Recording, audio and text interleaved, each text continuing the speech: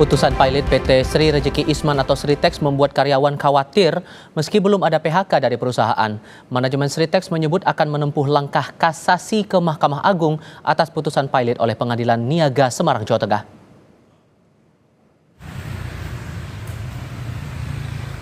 Tidak ada yang berubah setelah Pengadilan Niaga Semarang memutuskan PT Sri Rejeki Isman Pilot 21 Oktober yang lalu.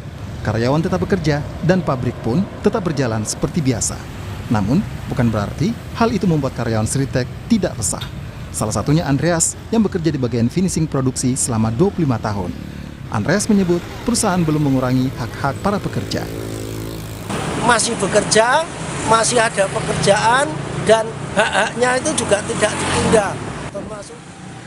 Merespons putusan pilot Sritex oleh Pengadilan Niaga Semarang, karyawan kompak menggunakan pita hitam di lengan kiri bertuliskan "Selamatkan Sritex". Karyawan berharap pemerintah bisa menyelamatkan Sritex dari kebangkrutan sehingga nasib 50.000 pekerja Sritex bisa terselamatkan.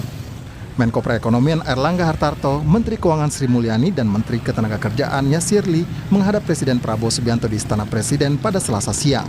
Menko Perekonomian Erlangga Hartarto menegaskan pemerintah sudah menyiapkan program atau langkah strategis untuk menyelamatkan Sritex agar kembali beroperasi. Dan arahannya beliau agar perusahaan tetap berjalan. Nanti dilihat dulu karena sekarang statusnya kan sudah ada kurator dan tentu harus ada pembicaraan dengan kurator. Bea Cukai sudah menyetujui bahwa import ekspornya bisa terus berjalan sehingga kondisi perusahaan tidak terhenti. Sekarang kan status daripada kreditnya terhenti karena situasi perusahaan posisinya pilot. Dalam laporan keuangan yang dipublikasikan di Bursa Efek Jakarta per Juni 2024, PT Sri Rejeki Isman atau Sritex memiliki utang sebesar 1,59 miliar dolar Amerika Serikat atau setara 24,96 triliun rupiah. Jika melihat laporan keuangannya, utang ke-28 bank menjadi salah satu pos liabilitas paling terbesar Sritex yang mencapai 12,71 triliun rupiah.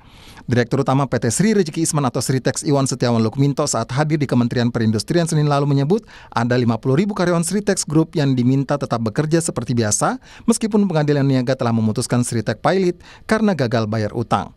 Direktur Utama PT Sri Rejeki Isman atau Sritex Iwan Kurniawan Lukminto menekankan perusahaan akan menangani persoalan putusan pilot oleh pengadilan dengan serius. Iwan menyebut perusahaan masih memperjuangkan Sritex melalui langkah hukum yakni pengajuan banding ke Mahkamah Agung atas putusan pilot PN Niaga Semarang. Menangani masalah ini dengan serius.